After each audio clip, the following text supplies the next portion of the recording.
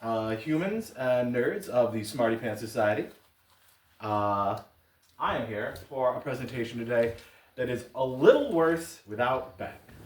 Our beloved Ben, for whom this is, as people on TikTok would call it, kind of a sketch. It's really good.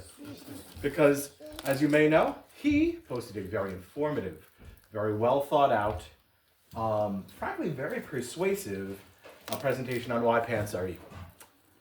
I have something that is the inverse of all of those, because this is why pants are not evil. Yeah. So, let's start with what is evil? This is very cute. All right. So, historically, there's a bunch of different definitions of evil. We have consequentialism, which talks about evil and good in terms of just what the consequences are. Traditionally, there's an outbreak of utilitarianism. It's the problem with this is like to weigh the consequences of pants beyond the scope of a presentation on this. I would need a much bigger brain, much more time, and I would need to have spelled that correctly, and we're all going to move on. Oops. Wow. There's also virtue ethics, as pioneered by Aristotle, who I wouldn't recommend reading about pants from, but had some interesting ideas about how many teeth people have.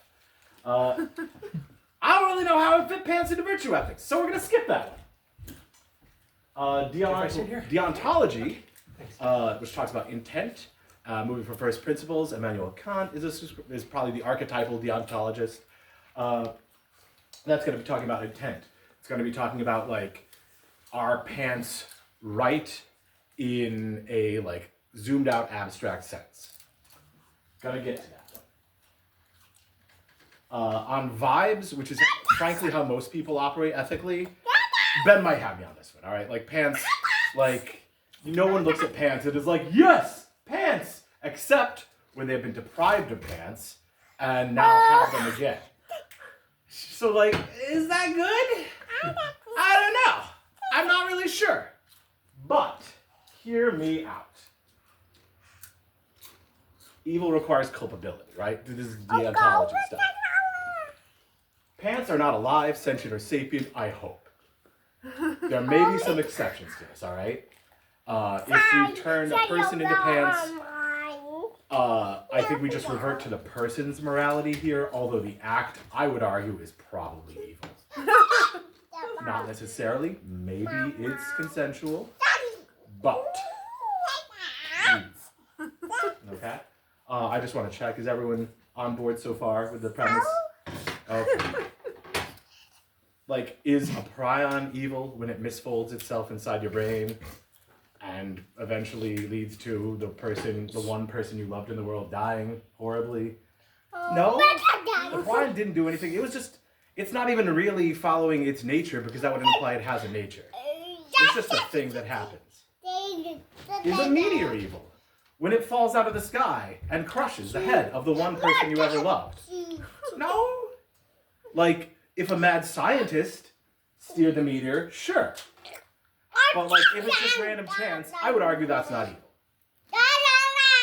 Is a bear evil if during salmon spawning season it goes into the river while it's hungry and catches the only person you ever loved and eats them, scales and all? No, it's just doing what it has to do. And Nuremberg defense probably doesn't apply to bears, but also probably isn't necessary for bears, with presumably some exceptions if we upgrade bear intelligence, give them guns, etc. Okay? So my argument here so far is that from a deontological perspective, pants are in the clear. Okay? Now, I'm also going to give you an example of something that is evil. Okay? Just so we have some contrast. That would be, I'm going to wait for this because this is kind of a thing. Okay. So something that is evil Jason Syndulla in 10 years. Now, if you don't recognize this character, that's from Star Wars Rebels. That's from Star Wars Ahsoka.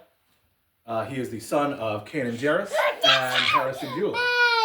He is an adorable child right now. But in 10 years, okay, let's start with step one, because this needs some background on why I can know that he will be evil in 10 years. Jedi aren't real. I know that fictionally... Yes! I know that in reality, Jedi aren't real, except as a registered religion in the UK. But I'm talking about in the universe of Star Wars, diegetically. With like Luke and Leia walking around, Han Solo's walking around, Admiral Ozzel. I don't remember what Mahdi's rank is, but he's the guy who gets choked out by Darth Vader for saying that like the Jedi are outmoded, which he's wrong about because again, they're not really real. Although when I say not real, what I really mean is they're closer to Professor Moriarty's hologram that becomes sentient in that one episode of Star Trek on the holodeck. It's actually 2 episodes of Star Trek. I'm making errors all over the place. I apologize. They are a simulacrum of arguable sentience. Okay? They have the semblance to our senses of reality, but we can pretty easily reason that they are not like real in the sense that you or I or Greedo is. Really, I really more care about the real in the sense that Greedo is, in the sense that like diegetically real. They are, as I said, basically projections by the Force. Why does the Force do this? I don't know. I have theories, but in general, we can assume they're kind of like an octopus and its tentacles, where they have a separate brain stem. They act semi-independently, but they're not truly separate, okay? I just like both of those phrases. Suddenly Seymour, you may remember from Little Shop of Horrors. It has a little bit of alliteration or assonance. I always get those mixed up.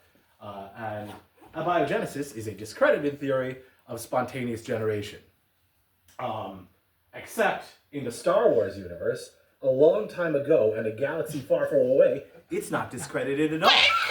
It's textual. It's textual. Anakin Skywalker is explicitly, in the text, conceived via the Force. Wow.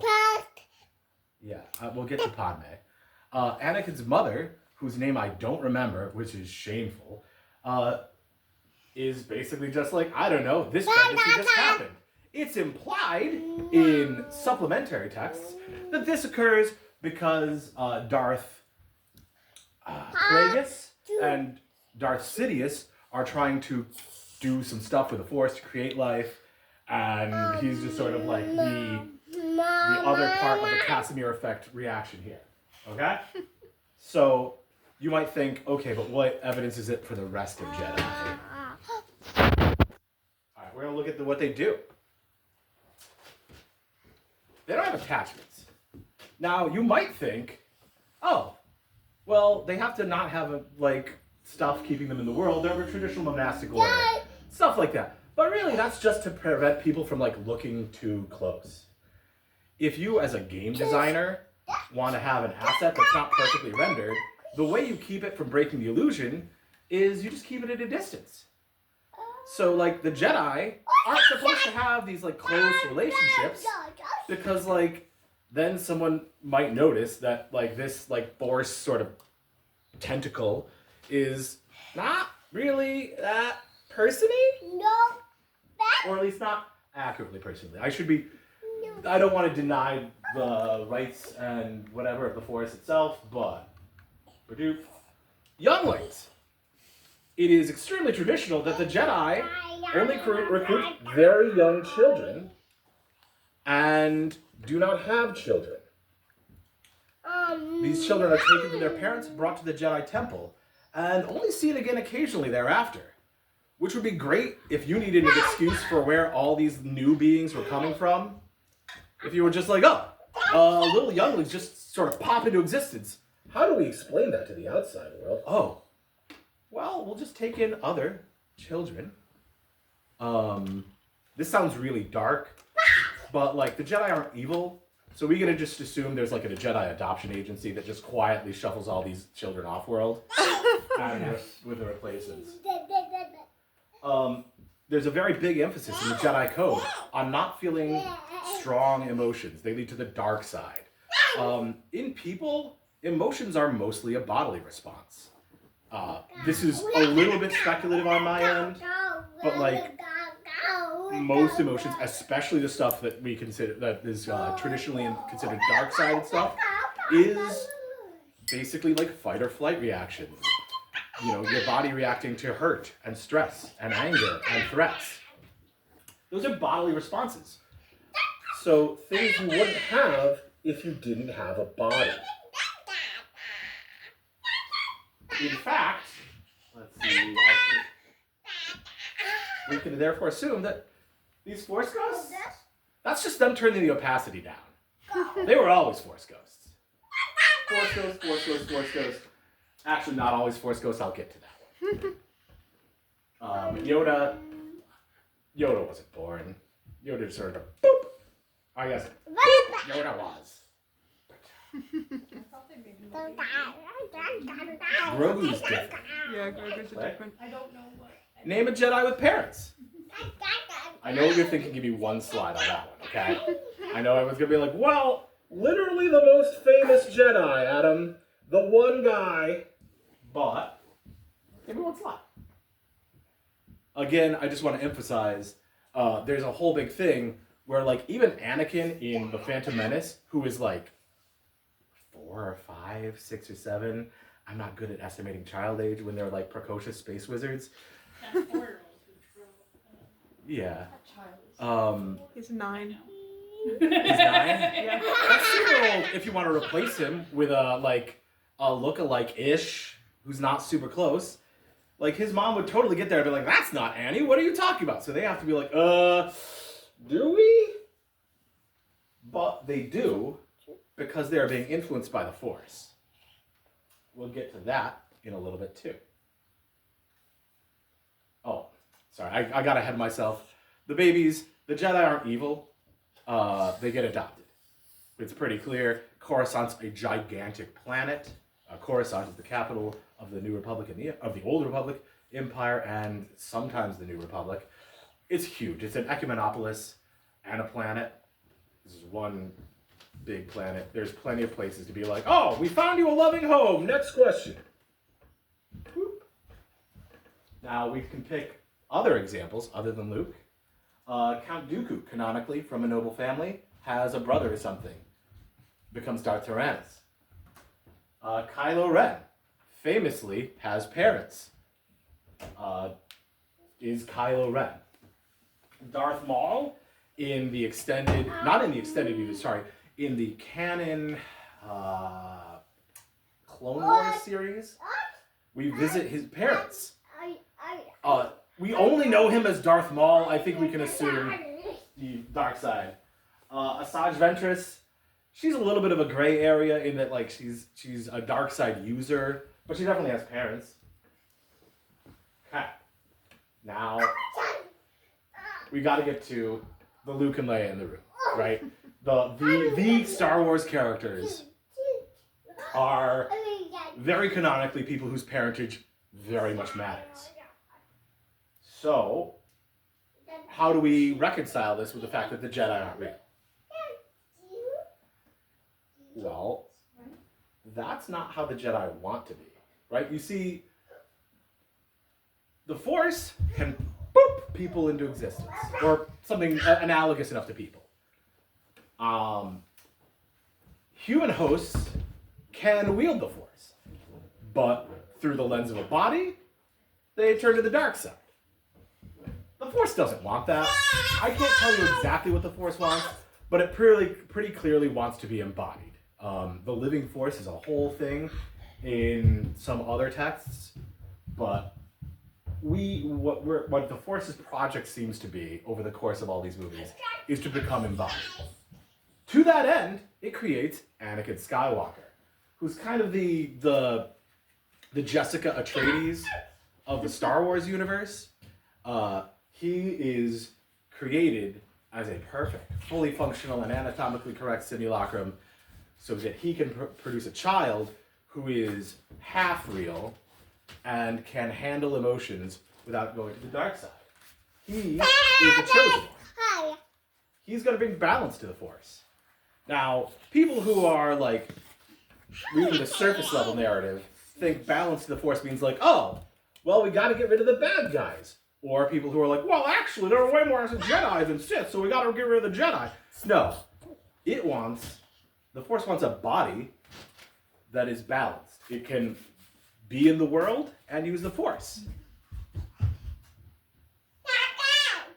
Once it has that, whoa, basically, as soon as it's confirmed that Padme is going to give birth, we shift from Eros to Thanatos, the Force death drive kicks in, all the Jedi across the galaxy just get murdered. And it lets it happen. And the person who does it is a Force user. So it's just kind of like male bees after the mating flight. And they just start out drop dead. Doylist aside, Jason Syndulla is per Dave Filoni named after Jason Solo, who becomes in the expanded universe, which is no longer canon, Darth Canis. Jason Solo in the those books is basically Kylo Ren. I'm just noting that as further evidence, subtextually, why Jason Syndulla is deemed to be evil. So we're just going to go through the sequels here because we need to reconcile those. Star Wars is heavily based on the Lensman series. It's by, oh my gosh, I'm forgetting his name. I'm terrible. Early 20th century golden age sci-fi writer. He writes these pulp novels. Triplanetary is the first. It goes through, it's all about the expanded adventures of basically this one family as they become more powerful and more psychic and more in tune with the good side versus the enemy side. And this culminates in, after a long, weird eugenics thing, 4 perfect, like, superhuman lensmen who can, like, defeat the entire evil side.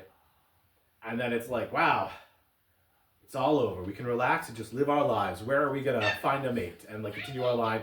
And the text pretty heavily implies that there's going to be, like, some Game of Thrones action there. It's, like, the 40s, so thankfully they don't go there, but...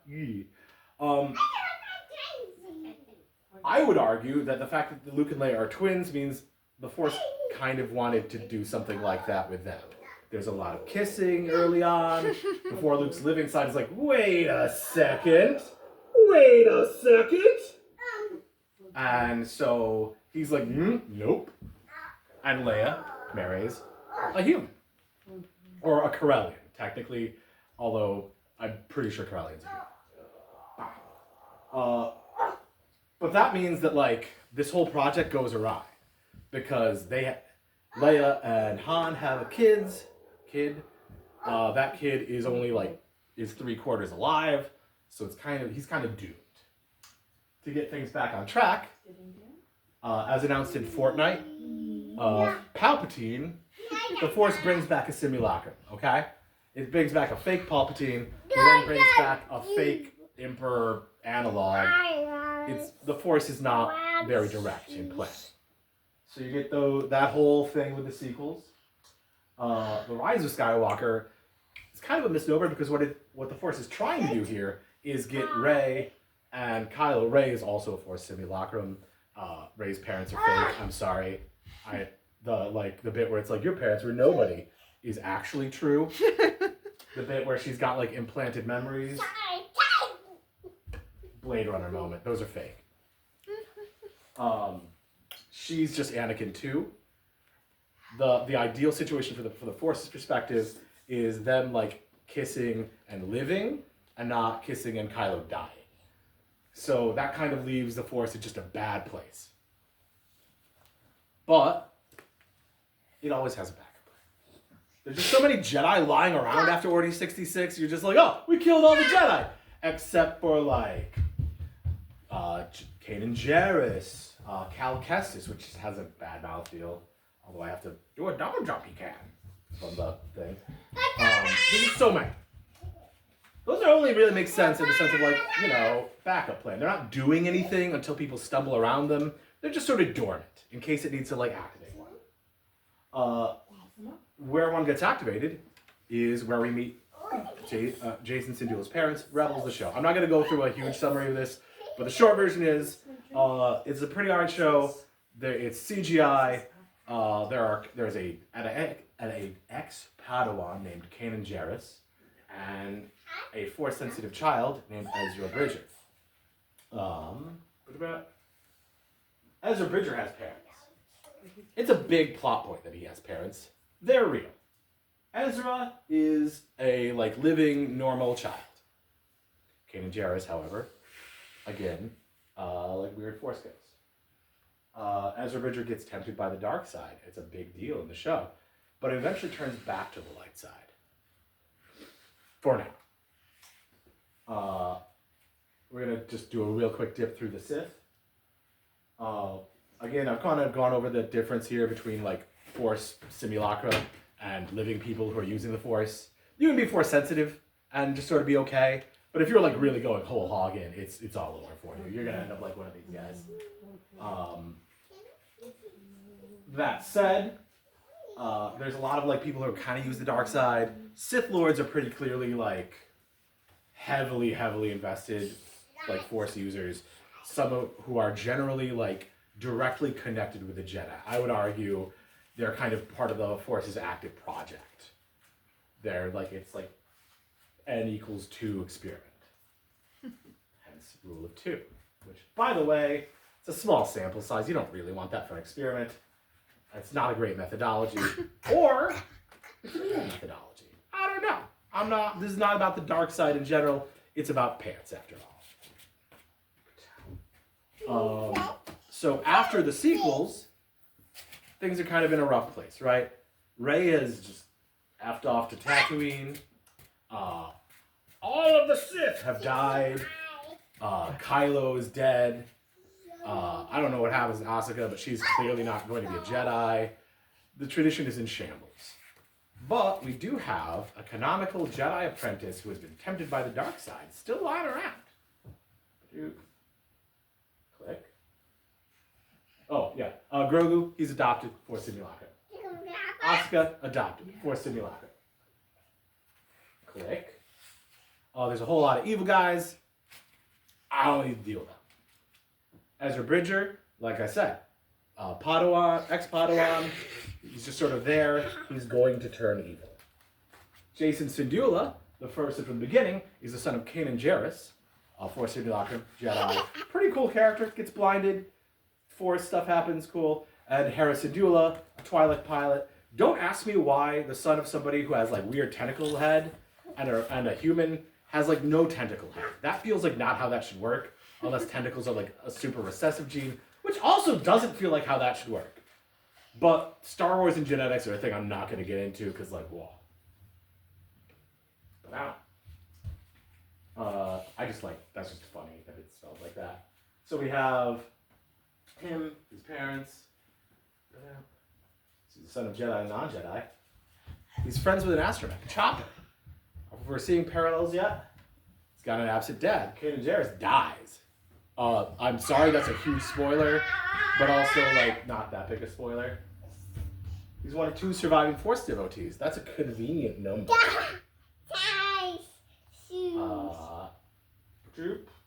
This just is, furthermore, in consideration, Disney must be destroyed. Normally that's Carthage there. I just, again, like the phrase.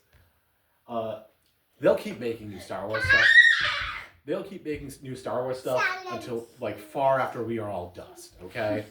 The moon will be going through a distant solar system, as a shattered fragment, and there will be a thing making another Star Wars series, Andor 50.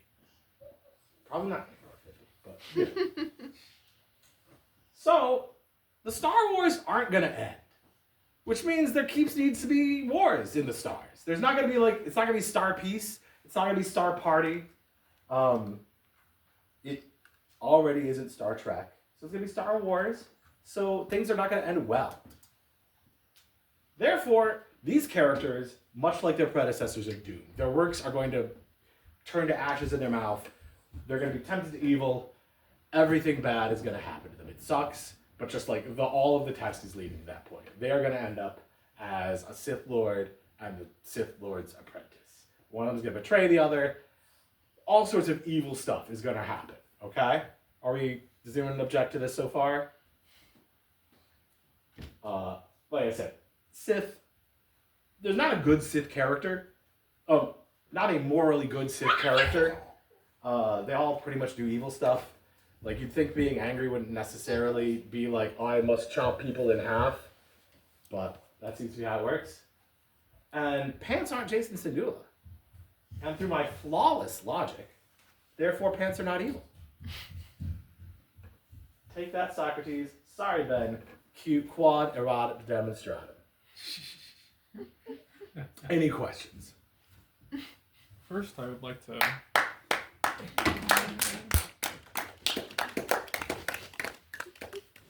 Not a question.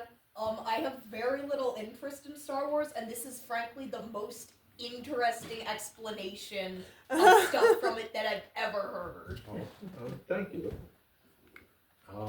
Sterling. You mentioned Emperor Palpatine returning in Fortnite. Does that mean the events of Fortnite are canon? So here's the thing. It's canonically in a galaxy far, far away, long, long ago. Presumably, that transmission only reached us now, and if we could calculate, if we had another sensor out further, like if we could calculate the speed at which it traveled, we could actually probably pinpoint which galaxy and how long ago. Unfortunately, the government has not gotten back to me and my many emails on this topic. So I'm going to say the events of Fortnite are canon to both the real world and Star Wars, but it's really more that Star Wars is canon to Fortnite, which is canon to the real. Or no, Star Wars and the real world are both canon to Fortnite. But, per my pants are not Jason Segula, therefore pants are not evil syllogism, that does mean yes, Fortnite is canon to Star Wars.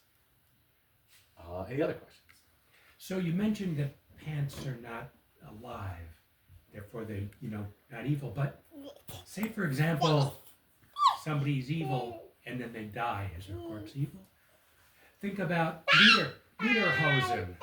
What if Lederhosen were made from an evil animal?